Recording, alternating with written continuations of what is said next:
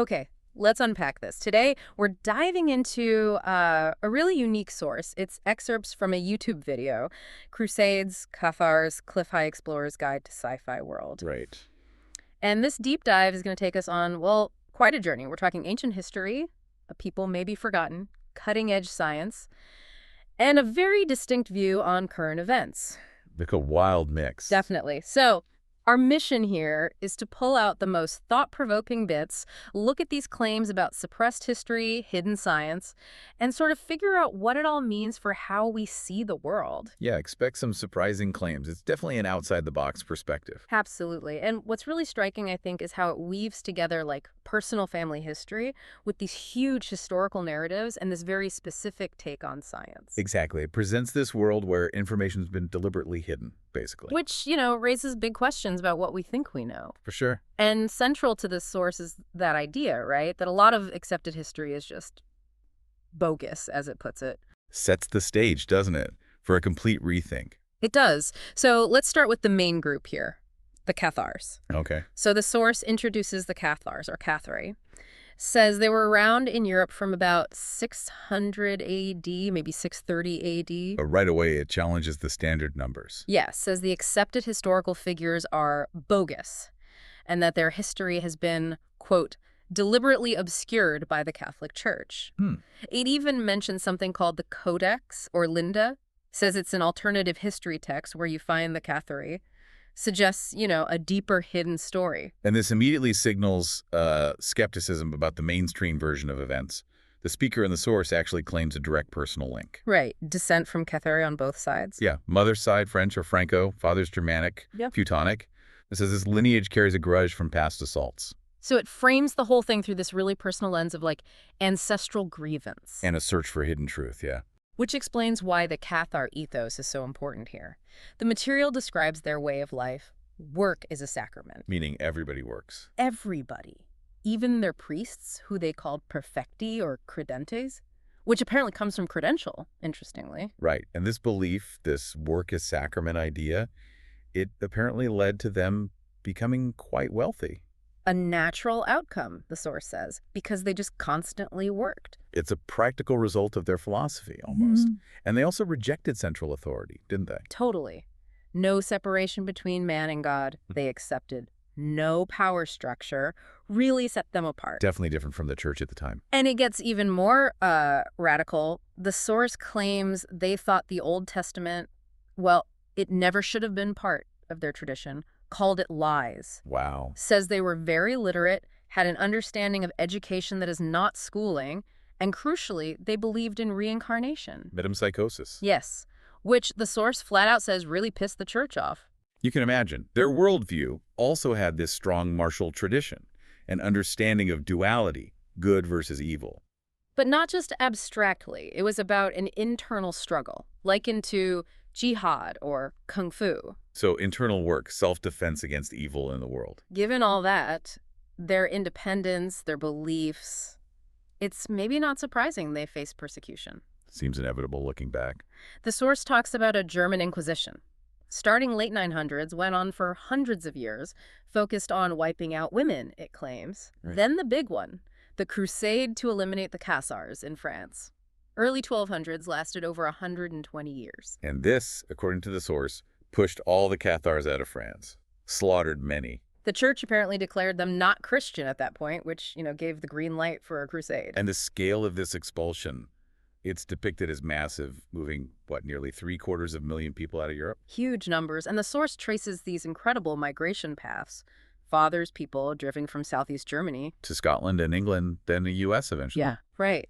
Mothers, people from Rouen in northern France, denied entry to England. So they went through Spain, Portugal, the Azores. Yep. Then the Caribbean. Became the, quote, Pirates of the Caribbean. Seriously? Before ending up in the central U.S. via the Mississippi Delta. It's quite a story. It paints a picture of this really resilient group, adapting, moving huge distances. Yeah. And despite not having, dogma or catechism, No, the source is clear on that. No dogma. they still had distinct rituals and songs, like the Song of the Sun. Or solar eye, A daily greeting song linked to physical exercises, a bit like yoga's sun salutations, it says. Interesting. And this hidden knowledge, it extended to raising kids, too. Apparently. Claims Cathars train children in martial arts, boys from 11, girls from 13 or 15. Yeah. And their rituals, their sayings, it's all tied back to energy and light. With this specific point, it's light and love, not love and light like the New Age version. A subtle distinction, but clearly important to their philosophy. Exactly. So, okay, we've got this suppressed history, this unique Cathar worldview, and then the source pivots, takes us even further back. Right to these ancient secrets the Cathars supposedly held keys to. Yeah, introducing this concept of GANs and how they shape early life, human potential, hinting at something much bigger. GANS, GANs, 15 genetic centers established by the Elohim. Over 240 beings, the source says. And GAN isn't translated as garden, right? No, the source is specific. They were encapsulations, laboratories, maybe bubbles that alter the environment, like force fields filtering air and light. Wow. And the main one was in Central America. That's the claim. The impact sounds, well, profound. An unexplained bloom of new life about 6,000 years ago in 13 of these centers. Like potatoes suddenly becoming digestible in a generation. Or spelt changing into hundreds of varieties of wheat, all around the same time. And the Cathars supposedly had traditional knowledge of these GANs. Knew about Antarctica, where one GAN went dead way back in 800 AD. And another near the Bahamas just vanished in a flood. That's the narrative. It completely flips conventional history and evolution on its head. And these Elohim presented as space aliens. Who fought among themselves, apparently using humans in their conflicts. And inside these GANs, they supposedly distorted time. People lived to be 1,000. 1,000 years old, yeah. Why? Because the energy affected the coherence of their internal light. That's the explanation given. Okay. Coherence of internal light. We'll come back to that. Life inside again sounds pretty good, though. No disease, no pain in childbirth. Even incredible surgeries without pain. But there was a catch. These Elohim had enforcers. The archangels. Yeah. Described as fierce beings who'd push it right through your skull if you didn't comply with demands, like building cathedrals. That's intense. It paints a very different picture of archangels. It does. And this reframes religious texts, too. The Old Testament, the Bible. Hmm? Just the family history of the Israelites dealing with this space alien called Yahweh. Never meant for everyone, the source insists. Right. And leaving the GANs, going through the veil, meant pain, loss of that light coherency. So, okay. The Cathars understood energy, light. How does this ancient wisdom, this hidden science, connect to, like, modern science? How does the source bridge that gap to biophotonics? Well, the core idea of biophotonics, as laid out here, is that every single cell in your body emits light. Okay. And each cell processes something like 100,000 chemical operations per second. That's a lot. It is. And the source claims that only light is fast enough to coordinate all that across, 10 trillion cells in the body? Because electricity, nerve signals, they're just too slow for that level of coordination. Too slow, according to this view. Light signals, maybe propagating instantaneously or near instantaneously through some field, could do it. Which ties right back to the Cathar belief in light as a primal energy. Exactly. It positions them as natural scientists who understood this long ago. But this understanding of light, the source claims it's been suppressed. Oh, yeah. Deliberately suppressed. It argues that Khazarians, who it calls name stealers, infiltrated academia, late 1800s, 1920s. And actively obscured the science. That's the claim. Specifically, it says they removed Tesla from history and shoved in Albert Einstein. Accuses Einstein of being a plagiarist. Strong words. Very. It points to Wilhelm Reich discovering orgone in the 1920s. Right. Controversial figure. But the source reinterprets his orgone as actually being biophotons, biological light. Yeah. Even if Reich didn't call it that. And then photomultipliers in 1955 confirmed cells emit light, supposedly backing this up. So this suppressed science, biophotonics, where is it now, according to the source? It's heading off into a wrong direction. Mostly used just for diagnostics. Diagnostics? How? Well, one example given is predicting if a chemical causes cancer. You expose cells to it, and if the light they emit becomes incoherent, scattered, disorganized, it's a bad sign. Ah, so the key is coherency, how organized the light is. Precisely, like a laser versus a regular light bulb. Coherency is apparently vital for health in this model. Which brings us to medbeds. This is a big topic online. Huge. And the source is very clear. They will exist, but they don't exist now. Not now. Not now. And they won't be electric. They'll use magnets to affect the light's coherency issues. Magnets and light coherency. Is there any current example? It mentions an Italian professor using oscillating magnetic fields to heal gangrene, restore circulation, as a sort of glimpse of the potential. Okay.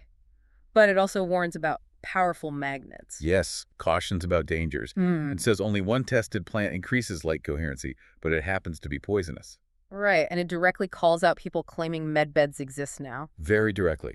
Names Simon Parkes, Charlie Ward, calls them name stealers, says they're deceiving you. Wow, okay, so no current medbeds. What might future ones look like then? Described as looking very much like tanning beds. Tanning beds. Yeah, but using AI, complex computer programs to control magnets for repair. Yeah. Fixing that light coherency. And the reason this isn't happening now? The source puts it down to suppression by Big Pharma to avoid losing money if people could actually be healed easily. Okay, so it's clear this source connects historical suppression, hidden science, all leading up to a pretty dramatic view of now and the near future. Definitely. It's not just academic history or science theory for this source.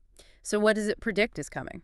It forecasts basically chaos and war, a collapse of the fiat currency system, Okay. a Great Depression, and a literal war against these Khazarian globalists who are seen as having colonized the planet. Colonize the planet. Also predicts a real estate collapse, interest rates soaring. Yeah, those are mentioned as part of the coming financial turmoil. But this chaos, it's not entirely negative in this view. No, it's framed as good chaos, necessary chaos, leading to freedom from delusions. And enabling a rapid refinement of our ideas, a chance to reset. Exactly. And this reset involves rebuilding, specifically rebuild the manufacturing base in the United States. And scientifically? Dropping the Einstein name-stealing shit, dropping quantum crap, and returning to an understanding of the ether. Back to the ether. And a big emphasis on work, right? Huge emphasis on work, contributing to progress, keeping skilled craftspeople employed through this transition. And eventually, technology will help. Yes, devices will start aiding us, leading ultimately to healthcare via that medbed concept, restoring light coherency. It's a vision of a healed future, but through a period of intense upheaval. Right. So wrapping this all up, what does this mean for you listening? I mean, this has been a really alternative narrative. Completely. From the origins of civilization, these Gans and Elohim, right through to the future of health with biophotonics and medbeds. We've covered claims of hidden histories, ancient aliens, basically, and this totally different view of biology based on light. And if you connect it all, the source material is really challenging us, isn't it? Yeah. To critically look at what we accept as true. It suggests knowledge is power. Understanding these unseen forces, whether it's historical suppression or the energy in our cells, it could fundamentally change how you see the world, how it works, and how it could work. Absolutely. And it leaves a really important question for you, the listener. In a world just flooded with information, some may be manipulated, some misunderstood, how do you decide what actually matters? What insights are worth holding on to, especially when they come from a place of such deep conviction like this source, but also with a very, very particular definition of fact? That's the takeaway, isn't it? Something to really mull over as you continue your own deep dives into the world around us.